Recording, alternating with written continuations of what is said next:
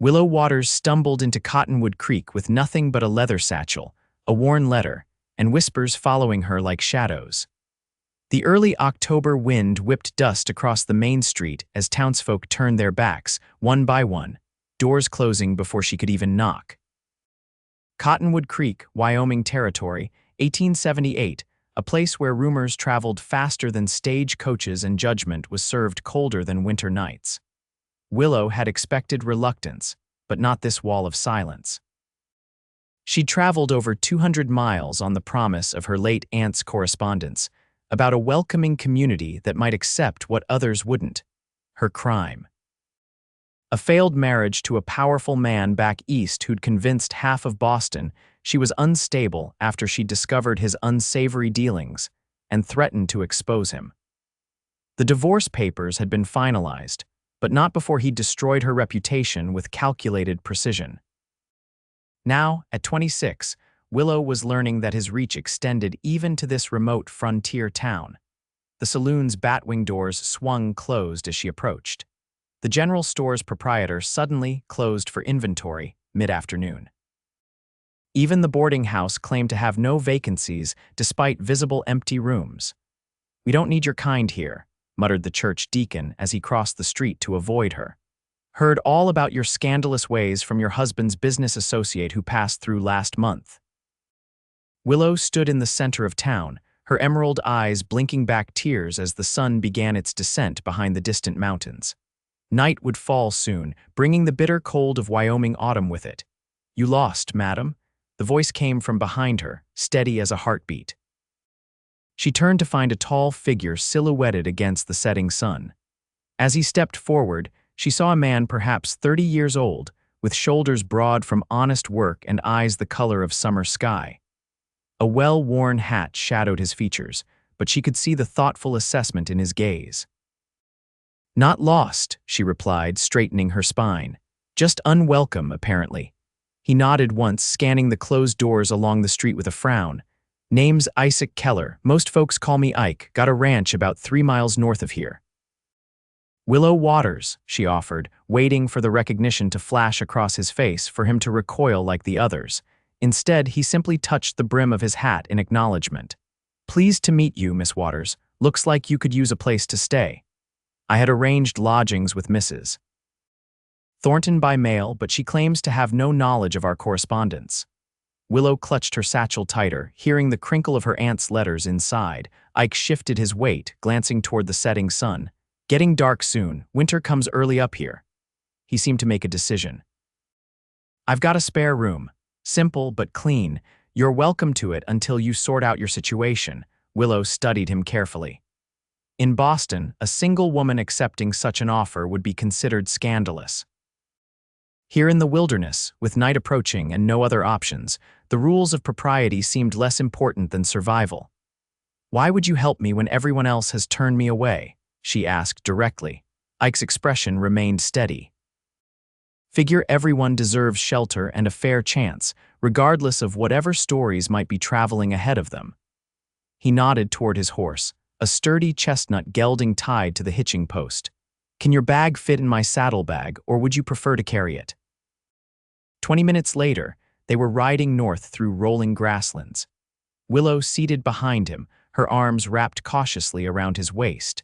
The smell of sage and pine filled the cooling air as the first stars appeared in the darkening sky. "My cabin's not much," he said over his shoulder, "but it's warm and solid. Built it myself 3 years ago." Willow remained silent, watching the town lights recede behind them. She'd come west with hopes of reinvention, of escaping the shadow of her ex-husband's lies. Instead, she'd found those shadows had long arms. Everyone except this quiet rancher had slammed their doors before she could even explain herself. The ranch materialized from the darkness, a small but sturdy cabin with a barn and corral beside it. A thin line of smoke rose from the stone chimney and warm light glowed from the windows. As they dismounted, Ike led the horse to the barn. "Make yourself at home," he called over his shoulder. "Doors open. I'll be in after I take care of Rusty here." The cabin was simple but neat, a main room with a stone fireplace, small kitchen area, a wooden table with 2 chairs, and 2 doors that presumably led to bedrooms. Practical furnishings, nothing fancy but clean and orderly. A half-finished carving of a bird sat on the mantel alongside a few books. Willow stood uncertainly by the fire, warming her hands as she surveyed her temporary sanctuary. The door opened and Ike entered, bringing the scent of horses and night air with him. "Spare rooms through there," he said, gesturing to the door on the right. "It's basic, but the bedding's clean." "Bathrooms out back, just a simple outhouse, I'm afraid. I can heat water if you want to wash up." "Thank you," Willow said, her voice smaller than she intended. "I can pay you, of course." Ike hung his hat on a peg by the door. "We can discuss that later. You must be hungry. I've got stew warming." Over a simple meal of venison stew and cornbread, Willow found herself studying her unexpected host. His hands were those of a working man, calloused and strong. His face was weathered by sun and wind, but his eyes held a quiet intelligence. He asked no probing questions, offered no judgment, simply shared practical information about the property and the changing weather. "Storm's coming," he remarked, glancing toward the window where wind had begun to rattle the panes. "First snow likely, earlier than usual this year." "I should try to return to town tomorrow," Willow said. "Perhaps someone will be more accommodating in daylight." Ike's expression was carefully neutral. "You're welcome to try, but folks in Cottonwood can be stubborn once they've made up their minds." He cleared their empty bowls. "May I ask what brought you here, Miss Waters?" Willow hesitated, then decided honesty was her only currency. "My Aunt Martha lived here briefly before she passed. She wrote of kind people and beautiful land. I needed a fresh start." She waited for him to ask why to demand the story of her disgrace, but he simply nodded. "Martha Waters, I remember her. Good woman. Made the best apple pies at the Harvest Festival 3 years back." "That sounds like Aunt Martha," Willow smiled, her first genuine smile in days. "Well, Miss Waters, you're welcome here as long as you need. No questions asked." He stood and stretched. "I rise early with the stock, sleep as long as you'd like. There's coffee and bread for the morning." That night, lying in the narrow bed in Ike's spare room, Willow listened to the wind strengthening outside. The forecasted storm had arrived, bringing the first snow of the season swirling against the windowpane. In the other room, she could hear Ike moving around, adding wood to the fire before settling into his own bed. A stranger's kindness when she'd expected none. One door left open when all others had closed. Morning brought 8 inches of fresh snow and temperatures that had plummeted overnight. Ike had already been out to tend the animals by the time Willow woke, and fresh coffee awaited her. "Roads will be difficult today," he said, practical rather than persuading. "You're welcome to wait out the weather here. 3 days passed, then a week." The snow continued intermittently, and the temperature remained bitter. Each morning, Willow offered to return to town, and each morning, Ike would casually mention another reason to wait: icy trails, more snow forecast, the general store being closed for restocking. Willow found herself falling into the rhythm of ranch life. She insisted on contributing, taking over kitchen duties and helping with indoor tasks. Ike taught her to tend the chickens and collect eggs without getting pecked. They developed an easy routine, sharing meals and gradually, conversation. "How did you end up here?" she asked one evening as they sat by the fire, Ike working on his wood carving, Willow mending a shirt she'd noticed had torn seams. "Came west after the war," he said simply. "Couldn't settle back into Virginia life after what I'd seen. Worked cattle drives for a few years, saved enough for this place." He turned the half-finished eagle in his hands. "It's quiet here, gives a man space to think. And no one to answer to," Willow added softly. Ike's eyes met hers briefly. "That too." He hesitated. "Though sometimes the silence gets loud." She understood that paradox all too well. 2 weeks into her stay, Willow rode with Ike to check fence lines damaged in the storm. The brilliant winter sun cast long shadows across the pristine snow as they worked together, Willow holding tools and learning the basics of fence repair. Her gloved hands were clumsy at first, but Ike's patience never wavered. "You're a quick study," he commented as she successfully replaced a broken post. "I've had excellent instruction," she replied, enjoying his rare smile. That evening, as they warmed themselves by the fire, Willow found herself studying his profile, the strong jaw, the thoughtful eyes, the small scar above his right eyebrow. In the past weeks, she'd noticed the gentleness in his hands despite their strength, the way he spoke softly to his animals, how he listened intently when she spoke. "Why didn't you turn me away?" she asked suddenly. "Everyone else in town did." Ike was silent for a long moment, gazing into the flames. "My mother was wrongfully accused once," he said finally. "Different circumstances, but same result. Doors closed, whispers followed. No one gave her the chance to explain." His eyes remained on the fire. "I know what it's like to be judged by rumors instead of truth." "I'm sorry," Willow said softly. "It was a long time ago." He looked up at her then. "Whatever brought you here, whatever you're running from, it's your business to share or keep private." Willow felt something shift between them in that moment, a deepening of trust, of understanding. "My ex-husband is a powerful man with influential connections," she found herself saying. "When I discovered his involvement in embezzlement schemes that ruined innocent families, I confronted him. He responded by spreading rumors about my mental instability, claiming I was delusional, dangerous even." Ike listened without interrupting as she described the progressive destruction of her reputation, the disbelief of former friends, the humiliation of the divorce proceedings. "The divorce was finalized 6 months ago. I stayed with a cousin in Chicago while I sorted out my affairs, then decided to come west. Aunt Martha had written such lovely letters about this place." She smiled sadly. "I thought no one here would know or care about Boston scandals." "People love gossip, especially in small towns with little entertainment," Ike observed, "and they're quick to believe the worst." "Like you believed the best," she challenged gently. He shook his head. "I just didn't believe anything at all until I had reason to. And now that I know you, I'd say your ex-husband is the one with character flaws, not you." The weeks stretched into a month. November's harsh weather kept them mostly confined to the ranch, venturing to town only once for supplies. The reception there remained cold sideways glances, whispers behind hands, service at the general store that was curt at best.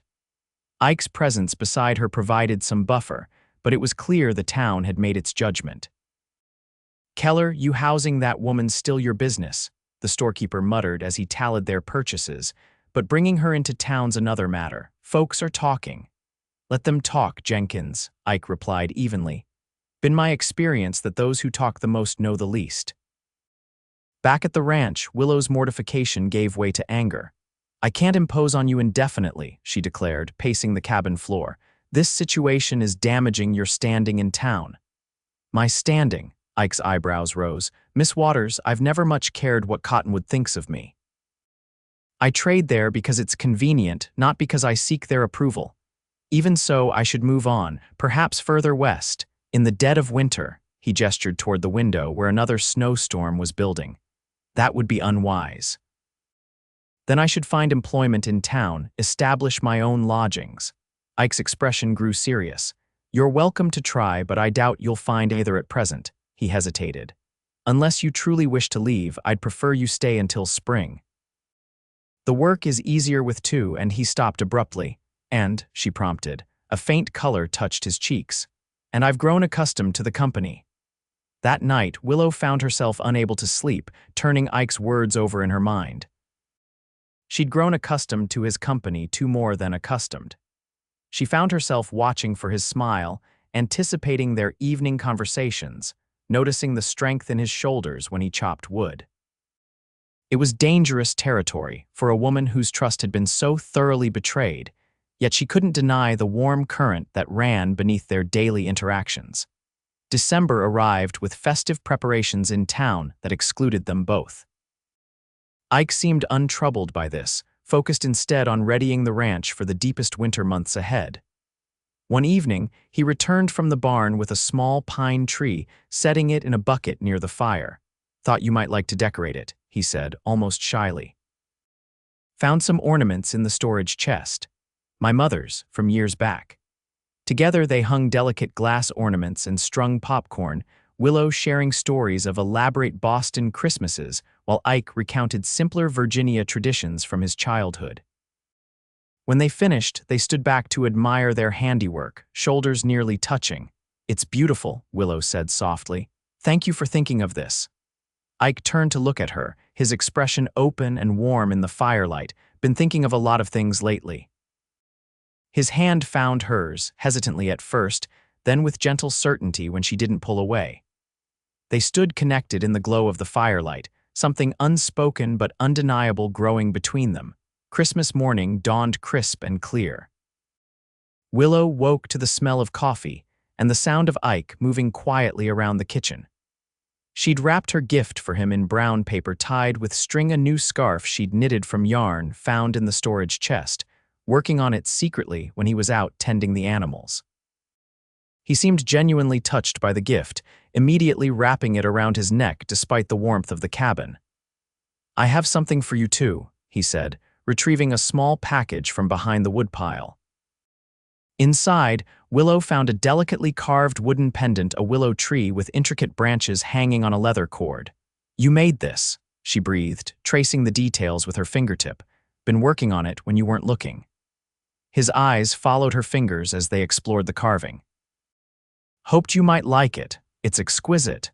She immediately slipped it over her head, the pendant resting warmly against her skin. "Thank you, Ike." Their celebration was simple but heartfelt, a special dinner, stories shared by firelight, and a comfortable silence that wrapped around them like a blanket. When the day ended, Ike walked her to her bedroom door as always, but this time he paused, his eyes asking a question. Willow answered by rising on tiptoes to press a gentle kiss to his cheek. "Merry Christmas, Isaac Keller." His smile could have lit all of Wyoming. "Merry Christmas, Willow Waters." The weeks after Christmas brought the coldest part of winter, but inside the cabin, warmth grew.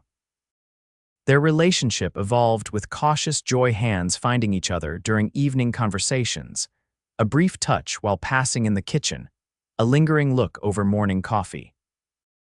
Ike's respect never wavered. He moved at her pace, never presuming, always asking with his eyes before each step forward. January nights were spent planning. Willow revealed her small savings, intended originally for establishing herself in town. Ike spoke of his dreams for the ranch, expanding the herd, perhaps growing crops in the fertile southern pasture. "I've been thinking," he said one evening in late January, "that the south field would be perfect for an orchard. Your Aunt Martha mentioned apple trees thriving in that sheltered pocket." Willow looked up from her mending. "You remember that conversation?" "I remember everything she said about you," he admitted. "Even before we met, she spoke of her niece back east with such pride." February brought a brief thaw, allowing them to ride into town for supplies. The reception remained cool, but Ike's steady presence beside her made it bearable. At the general store, the owner's wife studied Willow with narrowed eyes. "Still here, I see," the woman remarked. "Thought you'd have moved on by now." "I've found reason to stay," Willow replied evenly, aware of Ike selecting coffee beans nearby. HMPH. "Well, don't think spending winter at Keller's ranch makes you respectable. We know what you are." Ike appeared at Willow's side, his expression calm but his eyes hard. "Mrs. Jenkins, I've traded at your store for 3 years because it was convenient. I'm finding it considerably less so today." The woman flushed. "Now, Ike, I didn't mean, I believe you did." He placed their items on the counter. "We'll take these, and then I think we'll ride over to Riverdale for the rest of our supplies. I hear their new mercantile is quite well stocked." The threat of losing business to the neighboring town had immediate effect. Mrs. Jenkins became overly solicitous, even slipping extra candy into their package. As they loaded their supplies, Willow noticed several townsfolk watching from the sidewalk, expressions ranging from curiosity to disapproval. "You shouldn't have to defend me," she said quietly as they mounted the horse. Ike adjusted his hat, his jaw set. "I wasn't defending you, I was standing beside you. There's a difference." March brought the first signs of spring, patches of grass emerging from melting snow, longer daylight hours, birdsong returning to the eaves. With the changing season came the unspoken question of what would happen next. Willow had arrived as a temporary guest waiting out a storm. Now, with open trails and warming weather, she had choices to make. One evening, as they sat on the porch watching the sunset paint the distant mountains, Ike finally addressed the elephant that had been quietly growing between them. "Spring's coming," he observed, his voice carefully neutral. "Yes," Willow agreed, equally measured. "You'll be wanting to make plans." She turned to study his profile. "What plans do you imagine I should make?" He met her gaze directly. "That depends entirely on what you want, Willow." The sound of her name in his voice still sent warmth through her chest. Over the winter months, they had gradually shifted from formal address to first names, each utterance feeling like a small gift. "What if what I want has changed since I arrived?" she asked softly. Ike shifted to face her more fully. "Then you should pursue whatever brings you happiness, even if it's here." The question hung between them, fragile as a soap bubble. His hand found hers, strong fingers intertwining with her slender ones. "Especially if it's here." The kiss that followed was gentle at first, a question asked and answered without words, then deepening with months of growing affection finally given expression. When they pulled apart, Ike rested his forehead against hers. "I've been falling in love with you since you stood in that street refusing to be broken by their judgment," he confessed. "But I needed you to be sure, to choose freely, not out of necessity or gratitude." Willow placed her palm against his cheek. "I began falling for you when you offered shelter without demanding my story. I've continued falling every day since watching you work, hearing you laugh, seeing how you treat every living thing with respect." "I don't have much to offer," he began. She stopped him with another brief kiss. "You have everything I need." The next morning, they rode into town together. This time, Willow held her head high as they made their way to the small church where the pastor was sweeping the steps. "Pastor Miller," Ike called, dismounting and helping Willow down beside him. "We'd like a word if you have time." The older man eyed them warily. "What can I do for you, Keller?" "We'd like to arrange a wedding ceremony. Next Sunday, if possible." The pastor's eyebrows shot up, his gaze darting between them. "A wedding, you and Miss Waters, is it?" "That's right," Willow confirmed, standing tall beside Ike. "I'm not sure that would be appropriate," the pastor hedged. "Given the circumstances and the rumors with respect, Pastor," Ike interrupted firmly, "we're not asking for the town's blessing, just a proper marriage before God. If you're unwilling, we'll ride to Riverdale. I hear their new pastor is quite progressive." The mention of the neighboring town again worked wonders. Reluctantly, Pastor Miller agreed to perform the ceremony, though he warned it might be sparsely attended given the situation. They didn't care. On a bright Sunday in early April, with wildflowers beginning to dot the prairie, Willow Waters became Willow Keller in a simple ceremony witnessed by the station master, who had finally begun to smile at Willow when they collected mail, and two curious cowboys passing through town. The following weeks brought gradual change. Willow and Ike expanded the vegetable garden behind the cabin. They planted the beginnings of an apple orchard in the south field, with saplings traded from a nursery 50 miles away. Each evening, they added to their plans for the ranch's future, now their shared future. Slowly, the town's attitude began to thaw. It started small, the blacksmith's wife offering gardening advice when they purchased tools, the new schoolteacher stopping to chat when they collected supplies. By summer, while not exactly embraced, they were at least accorded basic courtesy. It was Mrs. Jenkins, surprisingly, who finally approached Willow directly one hot July day while Ike was arranging delivery of lumber for a nursery they were building. "Heard your apple trees are taking well," the storekeeper's wife said stiffly. "Yes, they seem to like the location," Willow replied cautiously. The older woman fidgeted with her apron. "My Henry received a letter from back east last month, from Boston." She paused meaningfully. "Seems your ex-husband's been arrested. Embezzlement and fraud, just like you said. It was in all the papers there." Willow's heart quickened. "I see. Town owes you an apology, I suppose," Mrs. Jenkins continued, clearly uncomfortable. "We were too quick to judge." "Yes, you were," Willow agreed without rancor. "But that's in the past now." The woman nodded briskly. "The Ladies' Aid Society is meeting Tuesday. We're organizing the Harvest Festival for September. Could use some help with the planning if you're interested." It wasn't quite an embrace, but it was an opening one door among many that had been closed. That evening, Willow shared the news with Ike as they sat on their porch, watching fireflies rise from the tall grass. "So your name is cleared," he said, his arm warm around her shoulders. "How does it feel?" Willow considered the question, her hand absently touching the wooden willow pendant she still wore daily. "Validating, I suppose, but also strangely unimportant now." Ike raised an eyebrow. "Unimportant, after all you went through." She turned to face him, taking in the features that had become as familiar as her own reflection, the crinkles at the corners of his eyes, the strong line of his jaw, the warmth in his gaze that had been her salvation through the darkest winter. "What matters isn't what they think of me now. What matters is what you saw in me then when everyone else turned away." She placed her hand over his heart. "You left your door open when all others closed. You gave me shelter without demanding my story. And you gave me a future I never imagined possible," he replied, covering her hand with his own. As the sun set behind the distant mountains, painting the sky in hues of gold and pink, Willow rested her head against her husband's shoulder. The town that had once rejected her was slowly opening its doors, but she had found her true home long before in a simple cabin with a man who had the wisdom to withhold judgment and the courage to offer second chances. When winter came again, they welcomed it together, no longer strangers sharing shelter from a storm, but partners building a life rooted like the young apple trees in their orchard, growing stronger with each passing season.